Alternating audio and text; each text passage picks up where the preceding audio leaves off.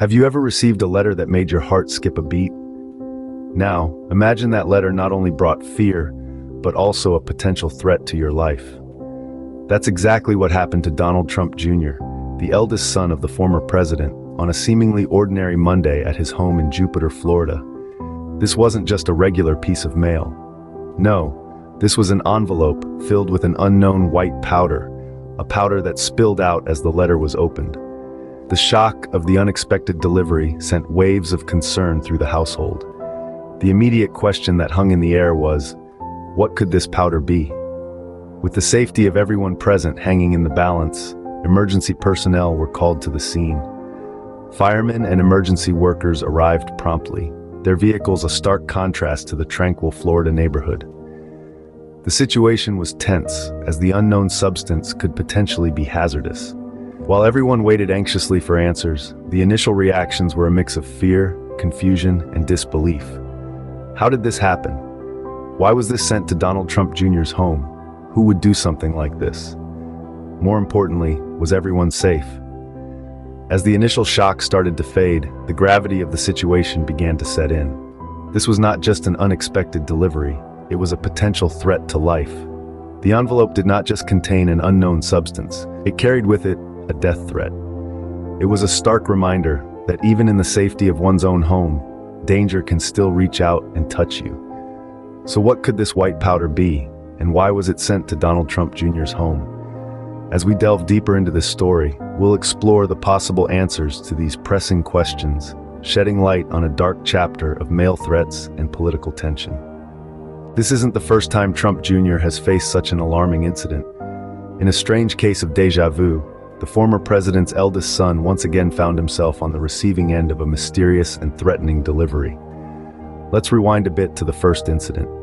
Just like the recent event, an envelope arrived at Trump Jr.'s Jupiter home. Inside, a similar unsettling surprise awaited, an unknown white powder. The first incident echoed eerily in the second.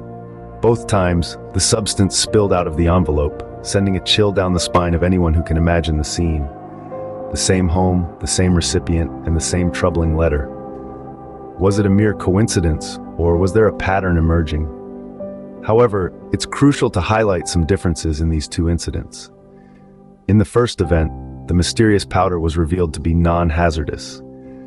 The substance in the second incident, however, remained unidentified at first, adding an extra layer of anxiety to an already tense situation. But the similarities don't end at the threat letters. In both instances, Trump Jr. expressed his frustration and concern at the recurring threats. He pointed towards the increasingly toxic political landscape and the extreme measures people seem willing to take. Turning his personal threat into a broader political statement, he lamented the state of society where such acts have become commonplace.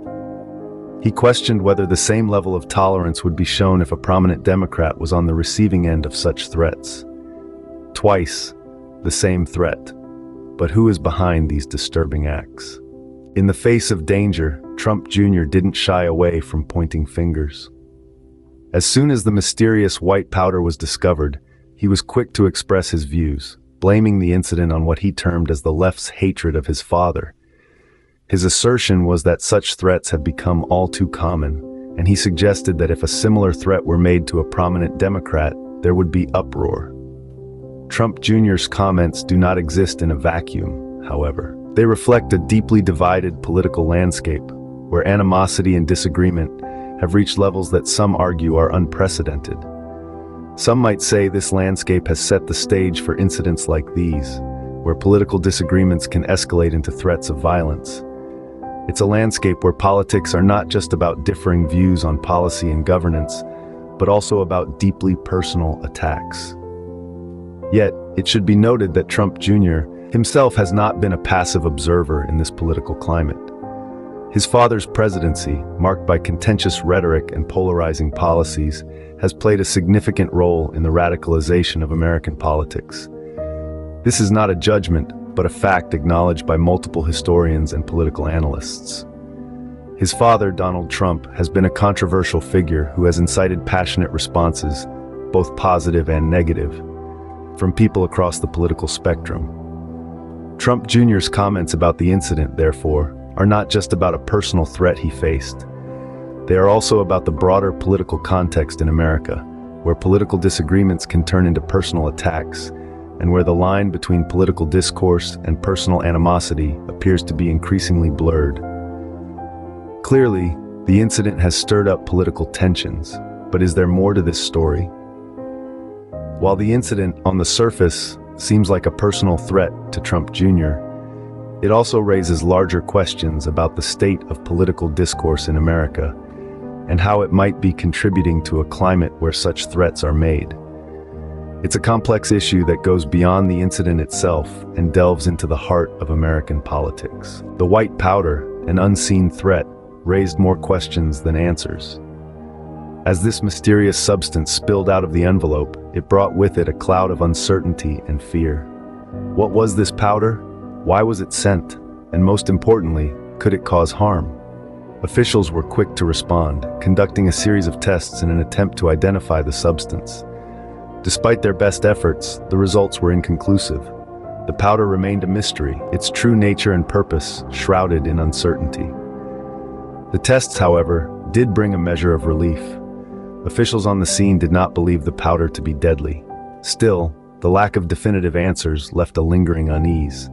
The white powder, while seemingly harmless, represented a much larger issue. It was a symbol of the unseen threats that lurk in the shadows of our society, threats that are not always physical, but can be just as damaging.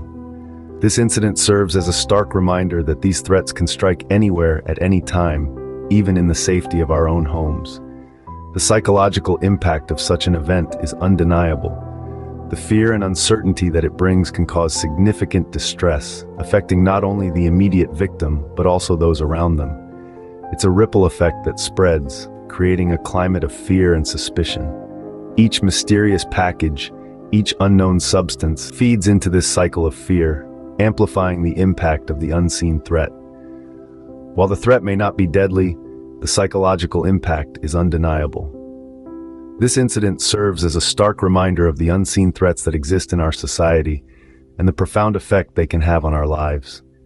As we continue to navigate through these uncertain times, it's important to remember that the most effective way to combat these threats is through awareness, vigilance, and unity. In the aftermath of such an incident, what does it imply for Trump Jr. and the political landscape? Upon stepping back and looking at the wider picture, we find a political landscape marked by escalating tensions and threats. The incident involving Trump Jr. is unfortunately not an isolated event, but another symptom of the volatile climate that has taken root in our society. For Trump Jr. and his family, this event is a stark reminder of the risks that come with their place in the public eye. It's a chilling echo of a past incident, and it's bound to evoke feelings of unease and concern. This is not just about Trump Jr., but also about the security of his family and their peace of mind. As for the political landscape, this incident may serve to further polarize an already divided nation. It's a chilling reminder of the lengths some individuals are willing to go to express their political grievances.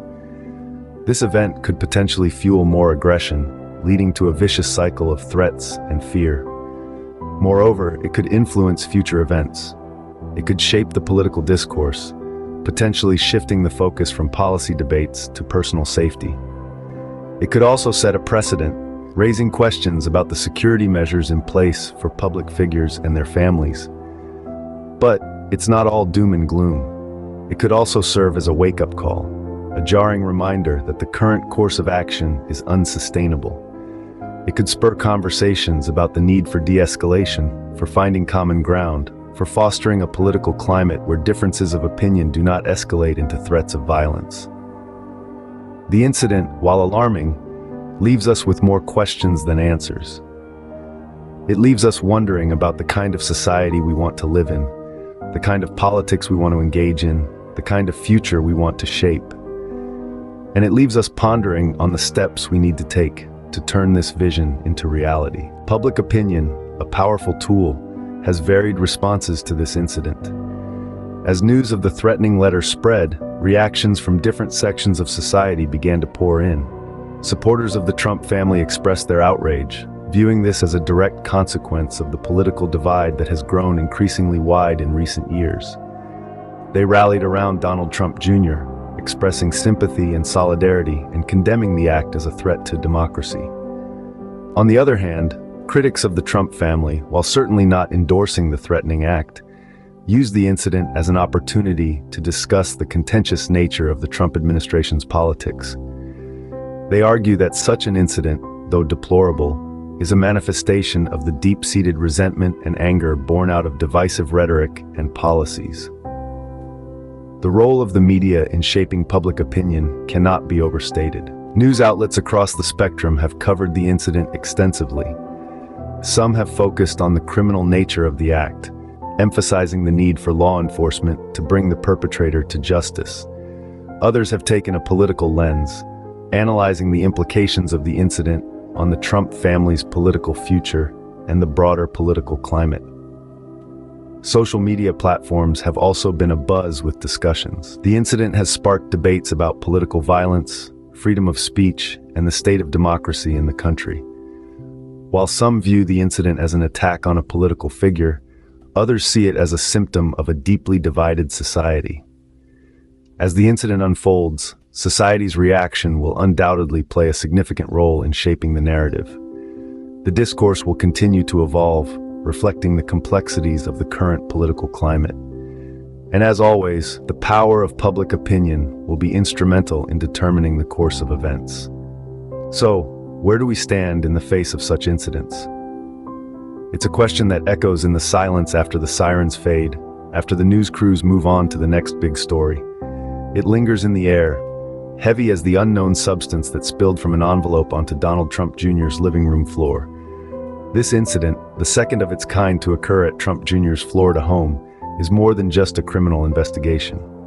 It's a symbol, a symptom of a society steeped in political tension and discord, a threat made tangible, an unknown powder that could be harmless or deadly, serving as a chilling metaphor for the uncertainty and fear that pervades our political landscape. As we speak, investigators are tirelessly working to unravel the mystery behind this white powder, to trace its origins and bring to justice those responsible. But even as they sift through evidence and follow leads, we are left grappling with the implications of this event. The threat that arrived at Trump Jr.'s doorstep is not an isolated incident.